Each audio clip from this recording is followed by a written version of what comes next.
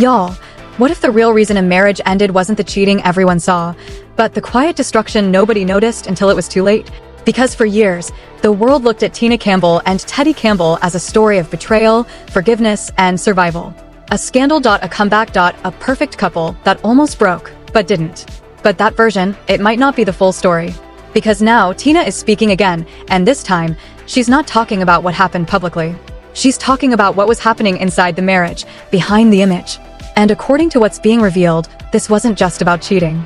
This was about losing yourself while trying to save something that was already gone. I stayed longer than I should have, she admits. Not because she didn't see the signs, but because she kept believing things would change. And that's where it gets heavier. Because sources say this wasn't one mistake. It wasn't one moment. It was a pattern. A cycle. A version of reality that looked stable on the outside, but felt completely broken on the inside. And when that kind of damage builds over time, it doesn't explode all at once. It collapses. So now the question isn't just why the marriage ended. It's how long it was already over before anyone realized. And if what Tina is saying is even partially true, then everything people thought they knew about this relationship might have been an illusion. Is that hard? Is that a big ask? This is different from my office. It wasn't the cheating that ended it. That's the part people think they understand. But according to what's now being revealed, the real reason this marriage collapsed didn't happen in one moment. It built slowly, quietly, underneath everything the public could see. For years, Tina Campbell and Teddy Campbell were presented as a story of struggle and survival. A relationship tested, exposed, and then seemingly repaired. From the outside, it looked like they had already faced the worst. But that version leaves something out. Because what Tina is now describing isn't a single betrayal. It's a pattern that didn't stop when the headlines faded. And that's where the shift begins. Because instead of focusing on what happened publicly, she's pointing toward what continued privately long after people assumed things were fixed. I didn't leave because of one thing, she explains. And that changes the entire framework. Because if it wasn't one thing, then it wasn't one decision. It was accumulation. Moments stacking on top of each other. Signals that didn't make sense at first, but became clearer over time. That's the first twist. This wasn't a sudden ending. It was a delayed one. And according to her, the real damage wasn't always visible. It didn't always show up in arguments or confrontations. Sometimes it showed up in absence. In silence. In the gradual feeling that something fundamental was no longer there. She describes a shift in how the relationship felt. Not loud, not explosive, but heavy. Like being present in something that no longer recognized you. I felt alone, even when we were together. That's the line people keep repeating. Because it reframes everything. This isn't just about betrayal. In 2013, where infidelity rocks the core of the family. Is that right? It's about disconnection. And disconnection is harder to identify because it doesn't always have a clear starting point. But once it sets in, it spreads. That's where the second layer begins to surface. Because alongside that emotional distance, she alludes to something else. A life that didn't fully include her anymore. Not necessarily hidden, but divided. A version of reality that operated on two levels. One that people saw, and one that she lived. And those two versions didn't align. That's what created the tension. Not a single act, but a mismatch between perception and reality. According to her, that mismatch didn't happen overnight. It developed, gradually, through repeated moments where things didn't feel right, but weren't clear enough to confront directly. And that's where the backstory becomes important. Because when you look at it from that perspective, the earlier issues don't appear as isolated incidents. They start to look like indicators. Early signs of something that was never fully resolved. Which means the end of the marriage wasn't caused by something new. I filtered everything. So the loneliness showed up in my marriage. That's exactly how It was the result of something ongoing. That's what makes this different. Because instead of a clean break triggered by a single event, this feels like the final point in a process that had already been unfolding. And that process changes how everything is interpreted. It shifts the focus from what happened to what was happening all along. That's why her tone matters. It's not reactive. It's reflective. As if she's describing something she understands now, but couldn't fully see while she was inside it. I kept trying to fix something that wasn't whole anymore. That statement adds another layer. Because it suggests awareness came late, after the damage had already spread. And that's where escalation becomes inevitable. Because once you recognize that something is broken beyond repair, staying doesn't stabilize it. It intensifies it. Every unresolved issue becomes heavier. Every moment feels more strained. Until the only option left is to step out of it entirely. And that's what she describes. Not as a reaction, but as a realization. A point where continuing no longer made sense. Where holding on was doing more harm than letting go. That's the difference she's drawing between leaving because of anger and leaving because of clarity. And that raises a question that changes how the entire situation is viewed. If the relationship had been slowly breaking long before it ended, then was the public ever seeing it as it really was? It didn't end with the decision to leave. It started there. Because once Tina Campbell began explaining why the marriage actually ended, the focus shifted from a single event to something far more difficult to define: a slow, internal breakdown that had been building for years. The public version was simple: infidelity, conflict, separation. But the version she's describing now doesn't follow that structure. It expands it. According to her, the visible issues were only part of it. The deeper damage came from something less obvious, something that didn't always have a clear moment you could point to. It wasn't always loud. It was persistent. And that persistence is what made it harder to recognize while it was happening. But here's where the shift becomes more noticeable. Because instead of focusing on what he did, she begins to describe what she experienced. A difference that matters. Because it moves the narrative away from accusation and into impact. I kept trying to hold everything together, she explains. Not once. Not temporarily. Consistently. And that introduces the first twist. Because the effort to preserve the relationship didn't happen in isolation. It happened while the foundation underneath it was already unstable. Which means every attempt to fix things wasn't strengthening it. It was stretching it. That's the core dynamic she's pointing toward. A relationship that looked intact, but required constant effort just to maintain the appearance of stability. And over time, that kind of effort becomes unsustainable. That's where the core drama takes shape. Because this isn't just about betrayal. It's about imbalance. One person holding on. One person gradually pulling away. And that imbalance doesn't create immediate collapse. It creates tension. Slow, continuous tension that builds until something gives. She describes moments where things didn't feel aligned. Where conversations didn't resolve anything. Where reassurance didn't match behavior. And those moments didn't stand out individually. But together, they formed a pattern. That's the word she keeps returning to. Pattern. Not coincidence. Not misunderstanding. A sequence of experiences that repeated in different forms. And repetition changes how something is perceived. Because once something happens more than once, it stops feeling accidental. It starts to feel structural. That's when doubt becomes certainty. Not overnight, but gradually. That's where the interview tone shifts. Less about confusion, more about recognition. I started to see things differently, she admits.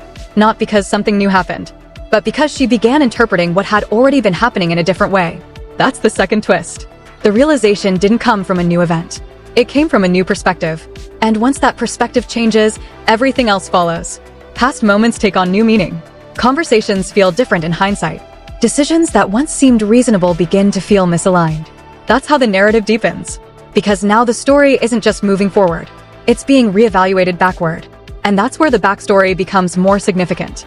Because when she looks back, the earlier issues don't feel isolated anymore. They connect, forming a continuous thread that leads directly to the end. Which suggests that the ending wasn't unexpected. It was delayed. And delay creates a specific kind of damage. Because it extends the time someone stays in something that's already shifting beneath them. That's what she's describing. Not a sudden collapse, but a prolonged one. And prolonged collapse affects everything around it. Emotional stability, clarity, sense of self. She hints at that loss without overstating it. I didn't recognize myself anymore, she says. And that line reframes the entire situation. Because now it's not just about what happened between two people. It's about what happened to her within that relationship. That's where escalation becomes unavoidable. Because once someone reaches a point where they feel disconnected from themselves, staying no longer feels like loyalty. It feels like damage. And damage, when it continues without resolution, doesn't stay contained. It spreads into decisions, into reactions, into the eventual choice to leave. And when that choice finally happens, it often looks sudden from the outside. But internally, it's the result of something that's been forming for a long time. That's what she's trying to communicate. The difference between how it looked and how it felt. And that difference is what complicates everything. Because it suggests that the public wasn't seeing the relationship as it actually was. They were seeing a version of it that was maintained, managed, presented, while something else existed beneath it. And that leads to the question that continues to sit unresolved. If the real damage wasn't visible when it was happening, then how much of what people believed about that marriage was ever accurate? It didn't end when she filed. It ended long before that, quietly, gradually, in ways no one outside could measure. Because by the time Tina Campbell made the decision official, the relationship she was leaving wasn't the same one people thought they were watching. From the outside, it still carried structure, shared history, public presence, familiar roles. But internally, according to what she's now describing, those elements no longer connected the way they once did. And that's where the final shift begins. Because instead of explaining the ending as a reaction, she frames it as recognition. A point where the difference between what was visible and what was real became too large to ignore. But here's where it becomes more complicated. Because recognition doesn't happen all at once. It builds through moments that don't align, through conversations that don't resolve, through a growing sense that something fundamental has changed, even if you can't define exactly what. That's the space she describes. Not confusion, but awareness that arrives slowly. And once that awareness settles, everything else starts to reorganize around it. That's the first twist. Because the decision to leave wasn't triggered by a single event. It was the result of something that had already shifted internally. Which means by the time the ending became visible, the relationship had already been functioning differently for a long time. That's the part people didn't see. The internal timeline. The version of events that doesn't translate into headlines, but determines everything that follows. And that's where the core drama deepens. Because once someone reaches that point, where staying requires more emotional cost than leaving, every additional moment becomes harder to justify. Not because of what's happening externally, but because of what's happening internally. She describes a state where effort no longer produced connection, where communication no longer produced clarity, where presence no longer produced stability. And those shifts don't announce themselves. They accumulate, until the structure they're part of no longer holds. That's what she's pointing to.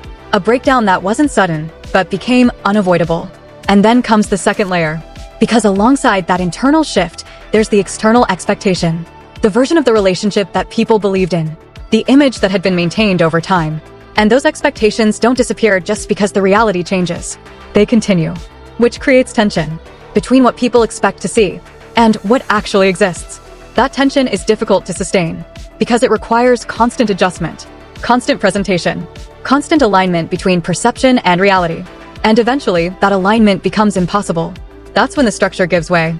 Not because it failed suddenly, but because it could no longer be maintained. That's the backstory she's indirectly reconstructing. Not a sequence of dramatic events, but a progression of subtle changes that led to a definitive outcome. And when you look at it that way, the earlier issues don't stand alone.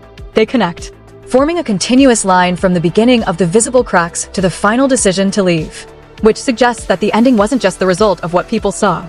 It was the result of everything that came before it. That's where the interview tone becomes more grounded, less reactive, more certain. I knew I couldn't stay, she says.